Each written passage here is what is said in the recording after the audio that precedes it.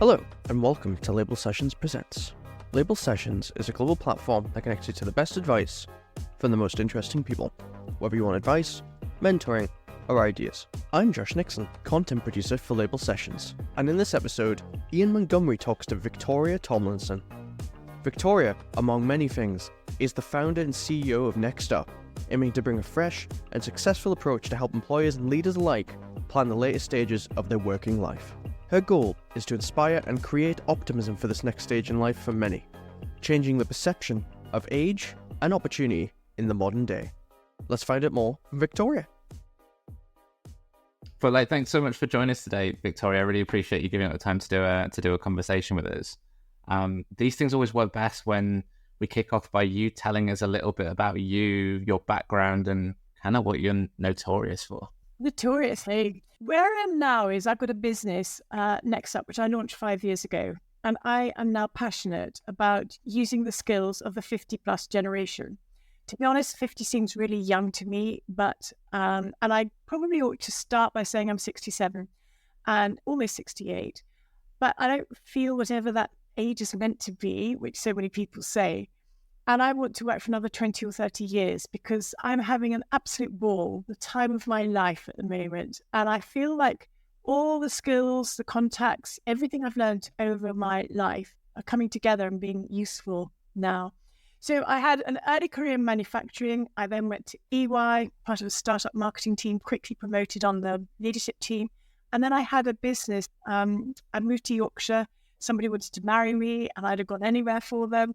And I started a PR marketing, became digital leadership business. And I started being sent very senior people who'd left corporate life. They hadn't planned what they were going to do when they, I'm going to say retired. They didn't see themselves as retired. And they were really in a bad place mentally. And I thought, we don't talk about this. This is really not good, what I'm seeing. And we need to do something about it. So I started Next.To to help people think about and plan and use the skills. And we now do workshops for professionals in partners in professional firms. And I've become a tech entrepreneur at 67. And we have launched a platform so that we can help every employee to think about the next stage of their lives. And actually what it does is to remotivate themselves, and they often want to stay longer where they're working because you're seeing a future and they think, actually, I could start doing things now to help me for my future, and I can carry on working for longer. What really made you want to do that? What was the sort of thing that said to you, this is where I'm going to spend the next piece of my career rather than doing what I've been doing so far? Well, the two things, I guess. Good question. There were two things. One is that PR marketing, I was very early into social media in the professional market. And I had tried every which way to get boards and leadership teams to become engaged with what was happening in the digital world, if you like. And I employed 4 branding agencies to find, how do we get the message over? How do we get them to own the opportunities and understand the risks they're sitting on? I completely failed. And I'd got to the point where they didn't understand. We were doing some really great campaigns for them, but they never owned them. And there's only so much you can do for people in social media and things. They have to own that last bit. You know, you want somebody that you were at school with to pick up. You need to have that conversation. So I got to the point where I went, let's say bother it. I've had it. I can't do this. So we were really looking at what are we doing. And I brought in a professor from Nigel Lockett from Leeds University. And I got him to do our business planning day because I said, we need to rethink what we're doing. This is not working. We need to pick out something different. And he looked at what we were doing and he said, you do realize you've got a business here helping these people who've just retired. I kind of looked at it with him and I thought, you're right. So we launched that. And I was looking for something. The bit about the TED platform was also because I've been named in Yorkshire's top entrepreneurs and things. I've always thought it's a bit of a, yeah. I'm either journalist, whatever. I'm not a proper entrepreneur. That's how I've seen myself because it's consultancy. It's not a business proper in my head. So I wanted to be a proper entrepreneur and do something we could really scale. And I've been wanting to do that forever. And my children were old enough. And I just thought, right, this is the moment we're going to do it. And oh my goodness, it's working. That's fantastic. And so what do you see happening for people who are sort of a bit older in their careers? Like what kind of things are you helping organizations do with that older part of the workforce? Or what are you doing to help people who are older go, what do I want to do next? One of the challenges has been, why should a corporate pay for people who are about to leave and go into the wider world? And that's been a real challenge. And you know what? There's always serendipity, isn't there? The whole world now is talking about, this seems like a 50 plus generation, and they're needing them to do more and to contribute to the economy, particularly since COVID. So that's partly an opportunity for us. But what we're saying is these are really difficult, talking to people who are about to retire are difficult conversations because you can hit age discrimination just like that. So if you say to people, what are you planning to do? We don't have a retirement age anymore. And if you say to people, what are you thinking about doing? You've got to be a really skilled line manager to have that conversation, make everybody feel good about it and not hit, I've just been age discrimination. So people don't. So what you've got is people are just retiring they don't necessarily want to leave, but they don't think there's any other option for them. So what we're trying to do is help people be really positive about age, and I'm really honest about my age. Why am I? Because I want to show people you can still do so much for the next 20, 30 years. And we're kind of gathering stories of what people are doing. The platform has got 200 video stories of what people are doing at this stage of life. And people become so enthused and excited. They're rethinking themselves. Too many people are writing themselves off, thinking, I'm old, I can just potter at home, go on the golf course, allotment, blah. And we're saying, God, you've got so much to offer the world, and showing them how. So I hope that what we're doing is re-inspiring them to use those skills at work before they leave, and then to do more interesting things and use them. The economy, society needs them.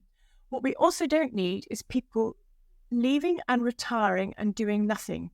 Because if you don't have purpose in your life, what we have seen, and there's research around this, by having purpose, you add 10 years active, good quality life to your future, and you're 2.5 times less likely to get Alzheimer's.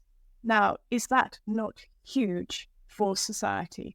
So what we're trying to do is show people, actually, it's important to find, and purpose means, it's such a huge word. It means different things for different people. And you can't just go and buy purpose or say, do 3 things and you will have found it. It's a really hard process. But we encourage people, we show them various things to do to start thinking about what do you care about so that you have purpose. And the thing we say is you need new connections. We used to talk about new networks. Everybody goes, I don't want a network anymore. I'm done with my networking. You say, no, it's not a network. It's not kind of going to a chamber meeting with a glass of warm wine in your hand. This is about finding new people, because most people rely a lot on their work colleagues, more than they realise, for their social. You just mentioned about a colleague had dinner last night. You want to catch up with the gossip. And you don't realise how much social life you've got integrated with work. Once that's gone, you have to make a real effort to make new connections. In terms of the as people get older, like it used to be that people talked about like freedom 55, but maybe that came from work being often quite manual. As work has transitioned to more knowledge work, do you see the types of people that you're working with wanting different things, bringing different experiences? What's most interesting about that aging group of people in the workforce right now? I think I've just been talking about this with somebody this morning, that I remember going to dinner about 5 or 6 years ago. And when you were talking to somebody and they're not very interesting that you're talking to them, listening to a conversation over and you actually wanted to join in. And the person hosting the dinner, she was saying, I cannot wait to retire. I cannot stand being on another train at 5:30 in the morning. I cannot stand the uselessness of meetings and the whatever. And when we were walking home, I said to my husband, what's happening is she's focusing on what she wants to stop. She's not focusing on what she wants to start doing instead. And actually, she's been really impressive. We were just saying, I want to be a speaker for something. She's been really impressive with what she's doing. But she said, I want to do nothing. Now she's not doing nothing at all. And it's really interesting what she's doing. And what we're trying to do is to show people that you can have an absolutely great life. You don't have to be 24/7. I'm not trying to get everybody to work longer. I'm trying to get them to find something useful to do that they will feel. I can't tell you how many people I met who said, there were days when I thought, would anybody care if I got out of bed this morning? And that's just awful. You're in a bad place when that's, why are you getting out of bed? I've got nothing to do, bit of gardening, bit of pottering, and do the shopping, whatever. Well, that's not good life, and that's not good for the brain, and it's not good for your health. I think there's 25-year-olds who have that problem, let alone 55-year-olds. Right. So, with this generation, I'll come to them later on. In terms of the companies that are involved, so like, I think that there's huge amounts of talent, experience, knowledge inside an organization, but there's I find that often they have this bias of age equals wisdom. So like if the older you are, the more wise you are, and the younger you are, the more creative you are. I think that's nonsense. It is. Because some older people are very wise still. My husband might say that to me at times. Oh God, not again. But also, older people are extremely creative, and I'm showing that by having a business. I'm a problem solver, and I like to look at what the issues are, and then what are we going to do about that? How are we going to change things? And that doesn't stop. If you've got that kind of brain and the way of looking at it, so all those sort of fundamental skills we have, we retain those. But you have to I think there's something here about keeping using those skills. I do think you can fall out of using them. It's sort of like practicing it. And I think, learning new things is so important. I am dismayed about what's happened around tech. I mentioned earlier on about trying to get this older generation, board level leadership teams into social media. And I went to a dinner, a large law firm in London. I was guest speaker, and it's professionals, people in comms for professional firms. And the debate, there were about 30 of us around this dinner table. And somebody said, you can't expect people aged over 50 to use social media. And I just went, why can't you expect? That is such a wrong comment on every level. And that's part of the problem, because you're getting leaders who are not owning the technology in their business. And I've sat on boards where I've seen every time anything slightly techie came up, people kind of sat back, kind of always looking at their phones to see till we get back to real business. Usually it's the figures, the finance, whatever. And I sat on the board of Northern Ballet for 8 years. And I remember the marketing team doing a presentation about the marketing and where we were going. It's going back so many years ago. And I could see everybody kind of slightly glazed over about, the website hits, the conversions, what was happening on social media, ticket sales, etc. And I just thought, come on, guys, you've got to wake up. This is the future. This is where your ticket sales are going to come from. This is critical, key business. But they kind of saw it as being about social. So I think what we have allowed is people to duck out of technology and to say it's okay, as you get older, you don't do tech. And we saw in COVID, it couldn't be further from the truth. If you've got a reason to get into using tech, social media, whatever you want to call it, to go online, etc., people are perfectly able. They might need a bit of help setting it up, but we saw people doing online banking in their 80s and 90s. We saw people doing online ordering in their 80s for the first time at considerable ages. They're perfectly capable of doing it when there's a reason to, and when someone helps them to get there. And what we haven't done is to expect very much of this generation. We need to expect more. They themselves need to expect more of themselves. And we've got to invest in that training. And corporates haven't, and they have to start doing that more now. Not start it more, just start doing it, basically. This podcast is brought to you by Label Sessions, the global platform that connects you to the best advice from the most interesting people. Around the world, we work with brands to connect their people to true leaders, just like the people you hear on this podcast, for live sessions of advice, mentoring, or sometimes to collaborate on ideas. To find out more, visit labelsessions.com and book in for a demo with our team.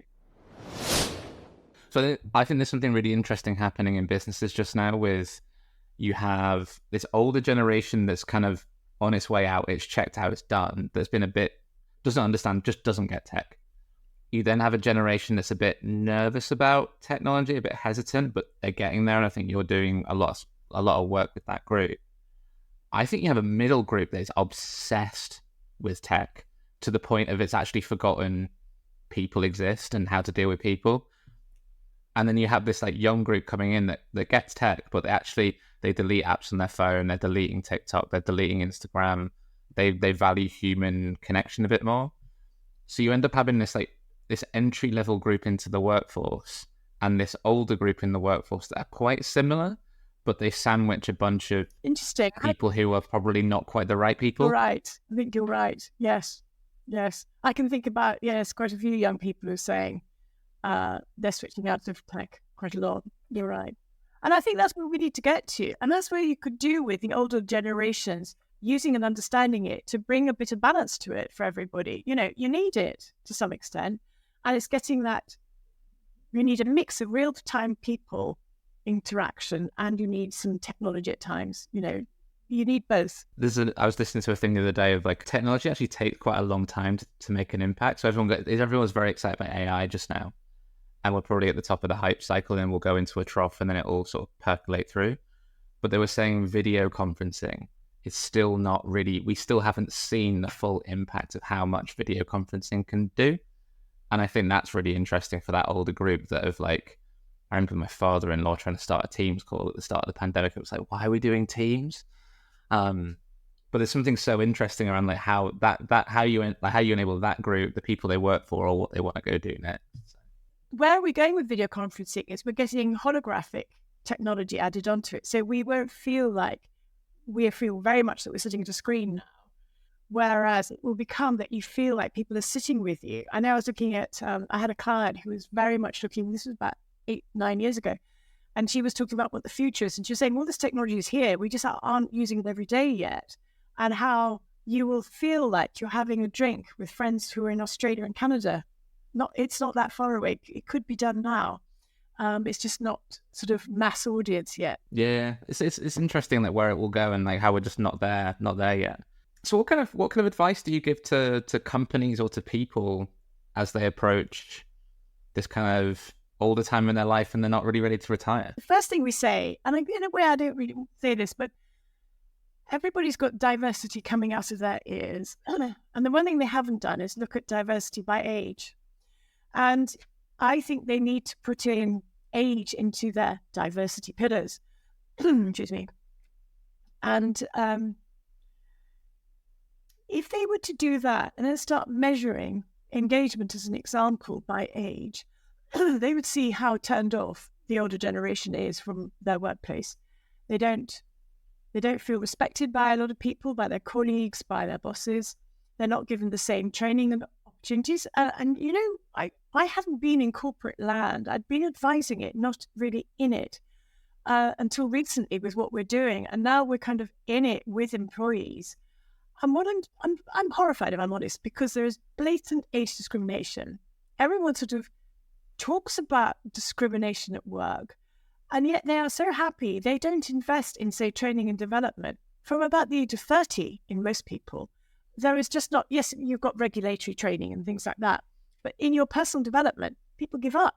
They're not expecting very much of people. They're not expecting people to be ambitious, unless you're a high flyer and you're going to become chief exec or in the leadership team or whatever. You're not given those development opportunities. So the first thing is to understand your employees. And I would suggest, I think in America they call them brown paper bag lunches or something, where you get a chief exec, gets people from different parts of the business to come in and just share with them how they feel about the business and be really honest and skip a number of, not just your immediate sort of reports, if you like, but actually get really wide views. I think they would be horrified. And I think they would be quite shocked at how ambitious people still can be. So I think that kind of getting into the heads of people and rethinking, you're sitting on a huge resource here. It's costing you a fortune. And all people are doing is trying to get rid of it because they see that as getting rid of a huge cost, because inevitably as you get older these days, you're more expensive.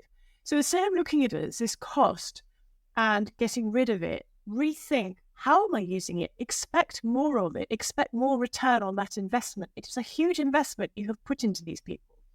So actually start understanding the skills. What this generation are very good at on the whole, I mean, there are always exceptions, but they're good at relationships. They didn't grow up on their phones. They are very happy to pick up the phone and talk to people, go to a meeting. Now, if you think about all the ESG initiatives at every corporate, everyone corporate says that's our number one priority, diversity and Me Too and all these sorts of things. They're really good at relationships. They're good at community building, going out into community and delivering a lot of what you need. they are imaginative. You give them the chance. And again, it's not everybody is imaginative, but actually they can add value to your business. I heard one corporate refer to their 50 plus generation, and I can hardly bear to say this. They referred to them as permafrost. And that is horrible because I've heard that a few times, actually. I haven't. And when I heard it first time, I just thought, because it's the corporate that's allowed that to become their people. They're people with dreams, ambitions, skills, everything. Actually unlock that permafrost, let it defrost and start using those skills. There is a huge resource there. And what I'm hoping with the platform, what we're seeing is by giving people inspiration, it's not about thinking of retirement and your finances. Everybody else does that to death. What this is about is rethinking age, essentially. And it's rethinking the opportunities. It's showing ordinary people doing really interesting things actually look at working flexibly, both part-time and projects. What this generation, a lot of them have had enough of is managing people. I'm done with it. But they still would like to use their skills. So they would be brilliant to take on some projects, 6 months a year projects, something or other like that, without necessarily managing, hundreds of people in their remit. And I think there's such a resource here to use. It should be sort of turning on the bottom line, adding value there. Yeah, it's like the permafrost thing. I've heard it referred to as an age thing, but also a middle management thing. Yeah. So it's not. I don't think it's always an age thing, but it's like people sort of think, because they're there and they've been there for a while, they're never going to change, and they don't change often because they're assumed not to change. Exactly. And who's actually tried to change them, and who's made any effort to put an investment in them in the way that you do when you're young or whatever? In terms of what companies do this really well? Are there any ones that you can name that you're like, I really admire those guys? Yeah, so we were asked by a corporate, I can't say who, when they were piloting our platform, they said, actually, we want you also. They just put into the contract extra money for us to go and do a piece of consultancy about what does a great workplace for the 50 plus generation look like. And I just went, oh my God, how amazing. What a great piece of work. So we've gone out and researched the market. And what we said to them was, because they were sort of wanting to know who's got best practice. The reality is, I don't think anybody has got best practice across the board. There are lots of pockets of really good practice in different ways. I haven't seen anybody that I think, beginning to end, it's amazing. So some of the companies, Unilever is brilliant about flexible working. Lloyds Bank is great about flexible working. Fuller's, the brewery, is great about recruiting. And they're working with a company called Restless. So they're recruiting people back into who've kind of retired, if you like, or sort of the older generation. I think most people know B&Q. Sainsbury's is great. There's some really good examples here. Lots of good companies out there doing bits and pieces. As I said, I haven't seen one beginning to end doing it all. Yeah, it's really interesting. I was reading a thing this week about a company in the US called J.D. Schmucker, but they make jam and peanut butter and stuff like that in Ohio. But they're basically, their flexible working thing is, we need you in the office 22 weeks a year. And it's these 22. So people go and spend their time in Ohio for 22 weeks. And then they'll go away and go be somewhere else. So it's actually fantastic for people whose kids have left home and they're like, you know what? I'll be in Ohio when the weather's okay. I will not be in Ohio when the weather's crap. I'll go to Florida. So it's sort of interesting, rather than the Tuesday, Wednesday, Thursday crowd, you get the... Oh, I love that. Maybe it's a few weeks. I love that. Few months. Brilliant. So there's like really interesting things that I think people are now starting to go, we can not make a single rule, we don't have to follow what other people do, we can be creative with it or whatever it might one be. of the things I haven't talked about is that actually this is, some people call it the sandwich generation, that a lot of people of this sort of age, and we're saying this sort of age as if we're kind of a short period of time, it's 50 plus is kind of like 60 years really. But a lot of people are trying to care for elderly parents, and they're also trying to help grandchildren with care, looking after grandchildren. And it can get too much, and they're needing flexibility at work in order to manage that and have some kind of a life for themselves as well in the middle of it all. Yeah, that's a really tough time, because you're probably at that point in your career where you can be quite senior, but then your home life pressures are massive. So do you believe in retirement? Goodness. Is retirement a thing? Really unhealthy. Really unhealthy. So no, I would love to be like the Queen, working till I'm 96, 3 days before I die. I'm still very active and contributing. That would be my perfect dream.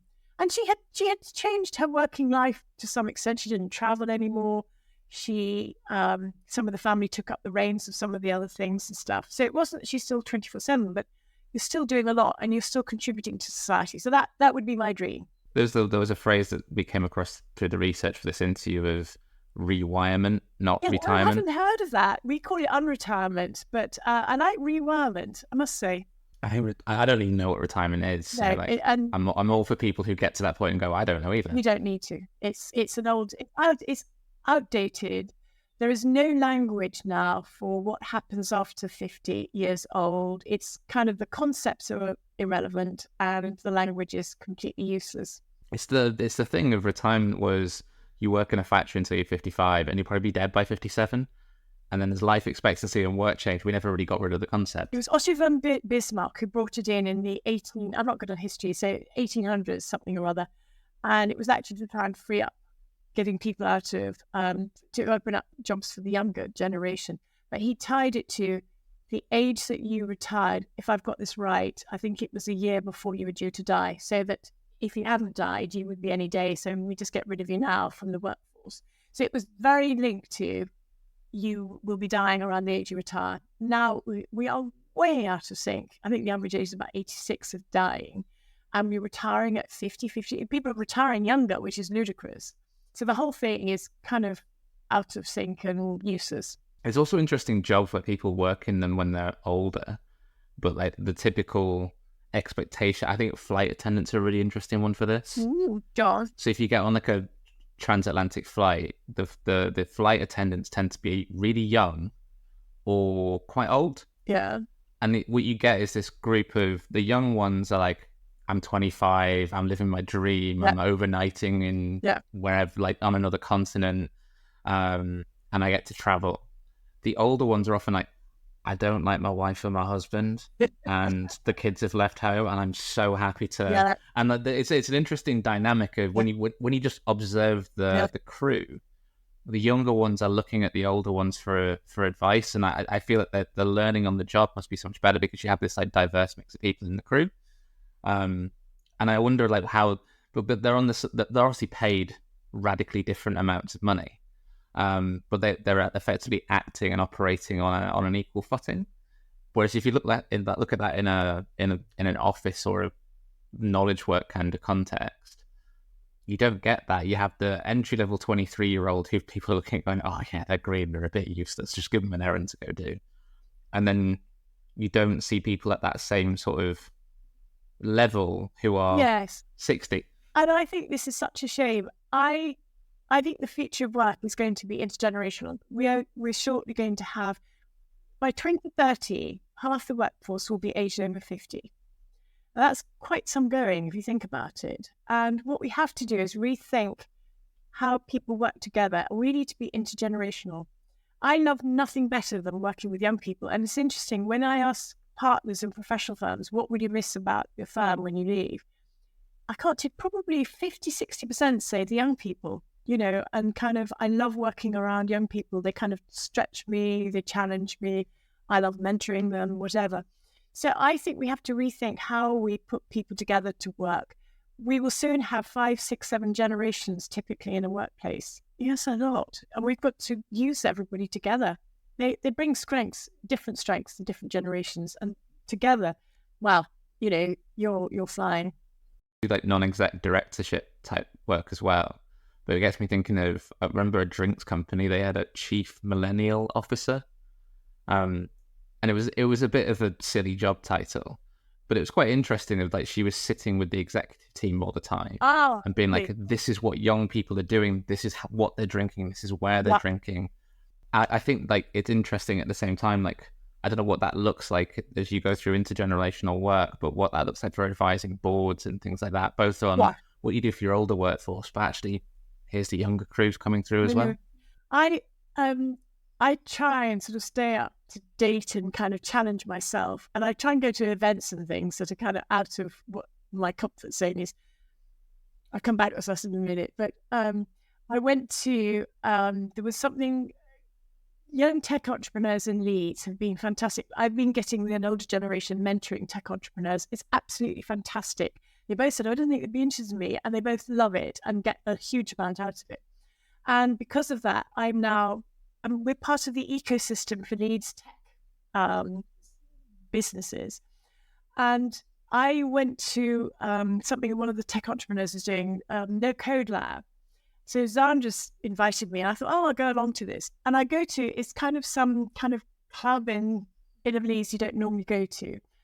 And it's all dark. And there are techies in there who kind of drinking beers and pizzas and all the rest of it. And I wouldn't normally come across them. And we were talking about sort of no code versus code for developing platforms, tech industry. And it was such an interesting debate. And I'm meeting people that I would not normally come across. And it's really challenging. And I loved it. And that's what you need to do, sort of to stay in touch with. And I learned a lot in that's helped my business. I can't tell you, sort of all sorts of little things.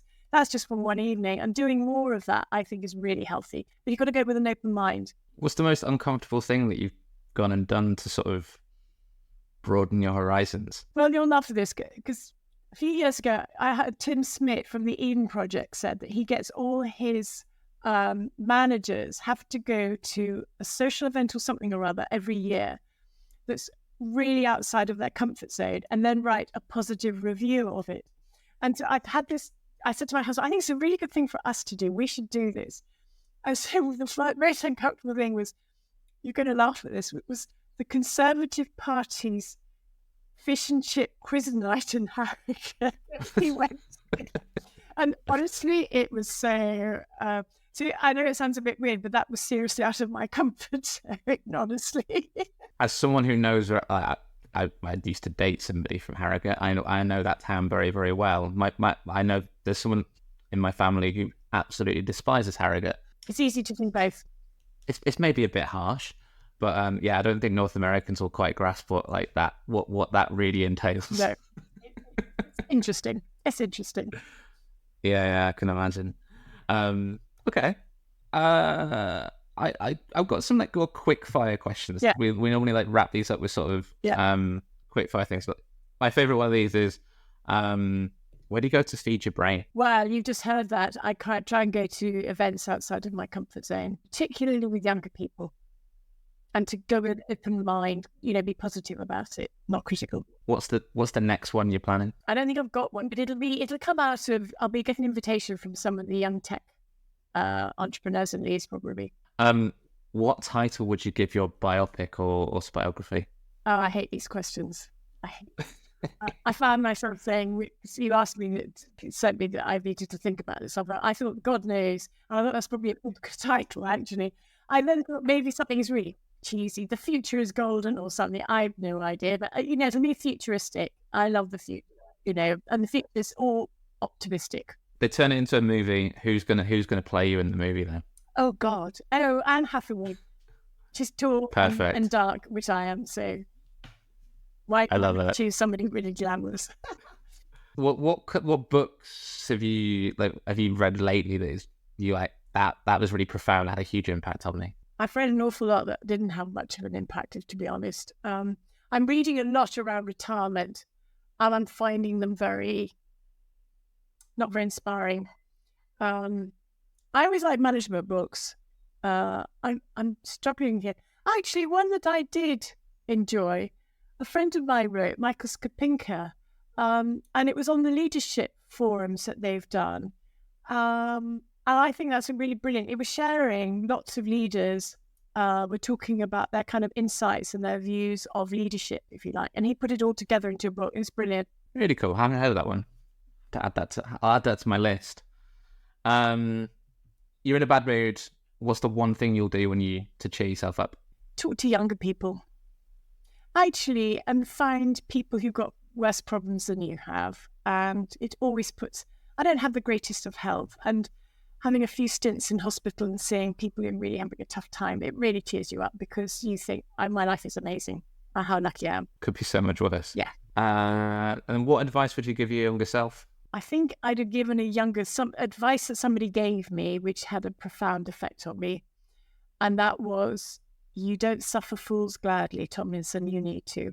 And what he was really saying to me is when I was in my 20s, and I just thought I was a bit, quite sussy and all the rest.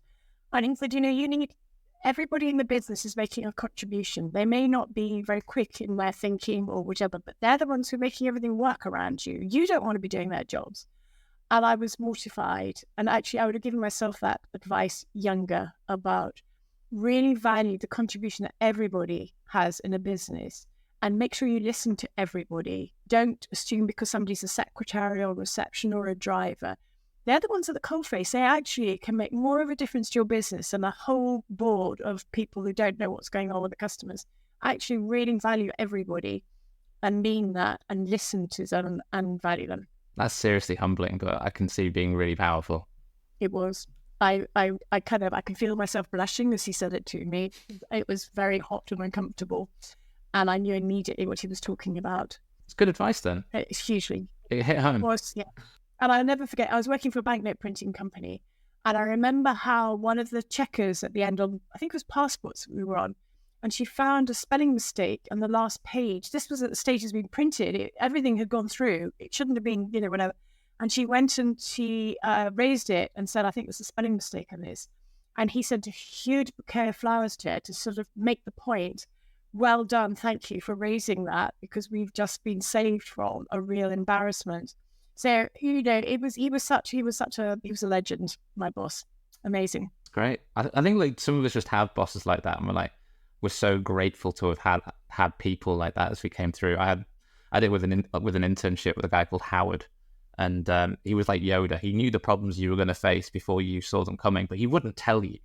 He would just be watching it, and then after it had happened, he'd tell you what you could have done differently, and then the next time you go through, like, oh yeah, I was spotting the things, but if he just told me how to do it better before it went wrong, it would never have hit home. No, amazing. Last question for you, my favourite one actually. How weird are you on a scale of 1 to 10? Very. Probably 8 or 9. What, an 8 or a 9? Endlessly energetic, always looking for the solution, the future. I will do that to my deathbed. I'll be lying there thinking, what problem can I solve? And I think that's a bit weird, really. Good weird, then. Well, of course, you can always give like a job interview. But your weaknesses, well, they're really my strengths, actually, I know. I tried to promise you it wouldn't be a job interview question, but we ended on one. It has been like that. It's quite fun. Thanks so much for talking to me today, though. This is fantastic, and I love what you're doing. I think it's so important. So I think this will be huge for people who listen to this. Well, I hope genuinely we're going to make a difference, because I think it's what society needs at the moment. There's a massive need, and I just want to be part of that. I want to change things. I want to value this generation. They've got so much. So concludes another episode of Label Sessions Presents. Be sure to follow and subscribe to the podcast no matter your platform of choice. And of course, start your journey today with us at labelsessions.com.